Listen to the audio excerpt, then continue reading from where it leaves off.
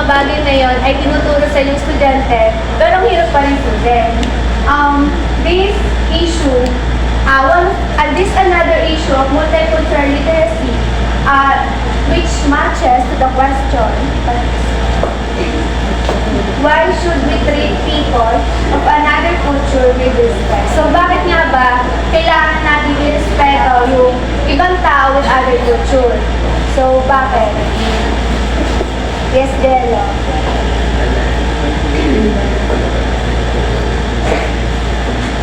Ano kasi siya, parang give and take. Kasi ayaw mo naman na ang gagawin sa'yo ng ibang tao na nasa ibang na nagpa-practice ng ibang culture, parang inaano din. Parang, ang tawag doon, parang yung dinidegrade ng culture mo. Siyempre, kung gusto mong ma-respeto din ang culture na meron ka, hindi mo na i-respeto yung culture na meron na ibang tao.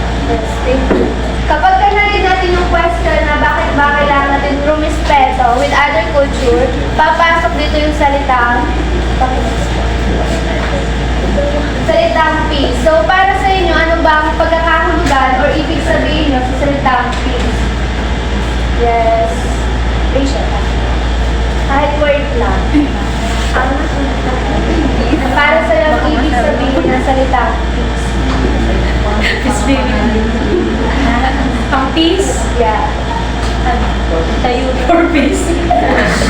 Uy. Para sa akin, ang peace ay yun nga yung peace ay kapera. Parang ibig sabihin nun ay yung parang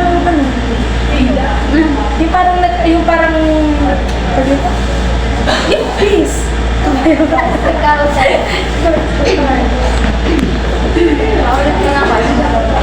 para sa ano ibig sabihin ng salita? Kahit word lang.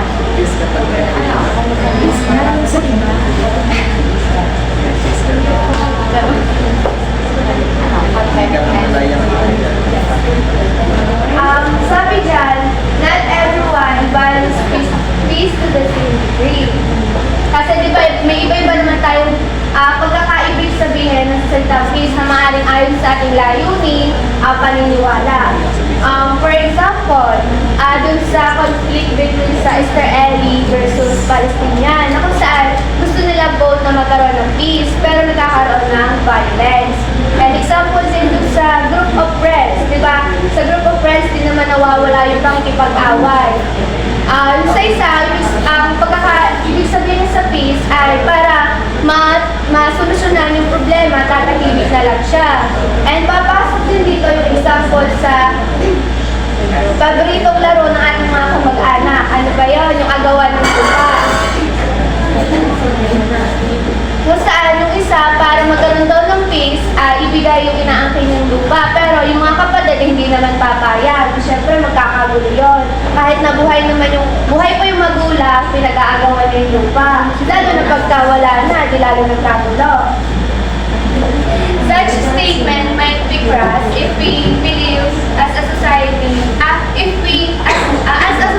believe na we are above things. Hanggang kailan tayo lalabag sa maliliit na rules, kagaya ng mga rules of etiquette, yung pagliban sa kalsada.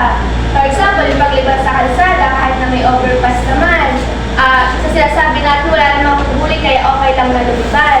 Yung pagtatapon ng basura, sabi natin, malit lang naman yun, pero yun, tinatapon pa rin natin.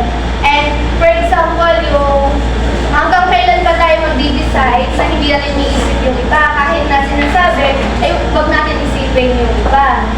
So hanggang kailan tayo na sasabihin natin na it is just a small thing, this is doesn't matter. Hanggang kailan natin sabihin na, hindi lang naman ako yung gumagawa, kaya ginagawa ko din. At saka yung word na, wala na akong magawa kundi gawin yun kasi base dun sa situation. So, bakit nga ba? In other words, why we should value another culture, another society, another person, more than myself and my own. So, aware ba kayo or alam niyo ba yung theory ni Dawkins, yung selfish thinking? So, Di ba?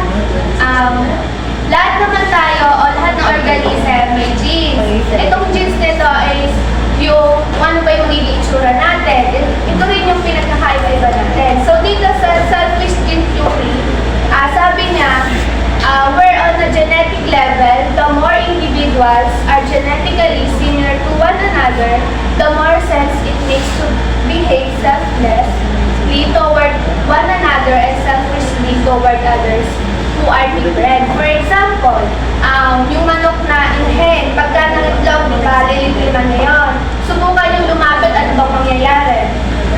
Na maaaring sabugin kayo o tuktukin. Kagaya rin nung sa kapag nanganak yung aso, di ba, kailangan ng tali para hindi makapamagat. So, an organism acts selfless dun sa mga kagaya niya and selfish dun sa mga hindi na kagaya. Kasi akala nila sasaktan natin yung mga anak nila. And sabi dyan, then we can easily frame the issue of discrimination, of cultural discrimination and injustice as one both genetics and survival. So, bakit nga ba sa ating mga tao, ang ganda ng ating pakikitungo dun sa mga tao, kapares natin ng kultura, while dun sa iba naman, nagkakaroon ng discrimination or judgment. Kasi maaaring, same tayo ng culture, maaaring mabilis lang na tayo ay makapalagan ng loob dahil same ng interest. Well, doon naman sa hindi rin same ng culture, nagkakaroon agad ng judgment. Kasi maaaring mali or konti lang yung pagkakaunawa natin sa kultura na meron sila. So sabi dyan, this means that the injustice you experience is necessary for my survival and therefore it is my best interest that I maintain the status quo or reverse it as the case may be. So, words, kaya nagkakaroon tayo ng injustice kasi para sa atin ay baka naisip natin na baka mawala yung culture natin or mapalta ng culture ng iba, kaya iniisip natin na mas maganda yung culture na meron tayo. So, pakibasa ng words. Prayer. Have recognized and taken against such a monstrous perspective, and rightly so, but have also admitted that when the oppressed are freed from their oppression, they inevitably become the new oppressed. So, kilala niyo ba si Paulo? So, yan. Siya yung may book na Pedagogy of the Oppressed. Na sabi niya dito, admitted that when the oppressed are freed from their oppression, they inevitably become the new oppressors. Halimbawa, ako ay mahirap lang, tapos inaampi-ampi, tapos binubuli, tapos nag-aral ako, tapos yumaman. Maaring ibalik ko sa taong umapi sa akin kung ano man yung ginawa niya o hindi. Tama ba na balik ko yung kung ano mang paghirap na ginawa nila sa akin?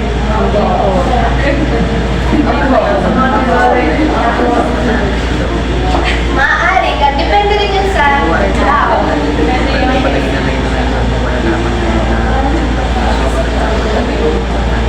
Yeah, the questions of value of humanity, both individual and collective as a culture, make no sense without subscribing to some absolute moral standard. One that is true and right for all people, regardless of race, color, or creed. Sinasabi dito na meron daw tayo lack of absolute moral standards. Ano ba yung absolute moral standards? Ito yung mga tama or mali, regardless man dun sa situations. Halimbawa nito na killing, stealing, lying is always wrong, regardless man sa situations. Ayon kay Paulo, na yun nga, yung inape, maaaring magiging yung oppressors or umuulit lang yung nagkakaroon lang ng cycle. But in today's society where such absolutes are reduced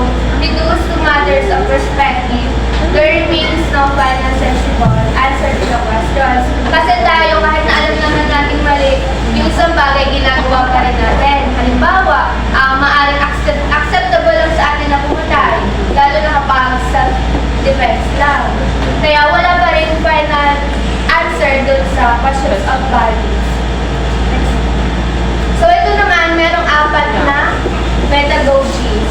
Una, learn about other cultures. Sabi, teaching multiculturalism is knowing about cultures that are not your own. Diba tayo as a STAT major, one of our objectives naman is to know or to study people. So bago mo malaman or yung mga tao, kailangan aralin muna natin yung culture na meron sila. Next, familiarize yourself with how discrimination and prejudice appear in your culture. Sabi, agree that teachers must be able to identify and confront patterns of discrimination and prejudice in their own lives before they can teach their students to do the same. So, for example, meron kayong students from Mindanao. So, paano nyo siya i-accept sa inyong classroom or paano siya i-engage sa classes? Yes, lovely. Normal lang din ang ginaya ko kung paano ko tatanungin yung mga accidents. So, pangatlo, as you are, so will you behave. So, sabi, key to genuine multicultural literacy is the core values. Sabi, your actions will always reflect your beliefs. So, if yung mga students yun, diba, mga students, meron silang iba-ibang culture. So, as a teacher, dapat hindi tayo magiging self-centered or culture-centered na kung saan hinikayanin natin yung students natin na gawin yung itong mga bagay ito, kahit naman ay less is model more than more. Young students by nature will have difficulty in exercising empathy toward those who are different from them. The ability is there, but it will naturally lack practice.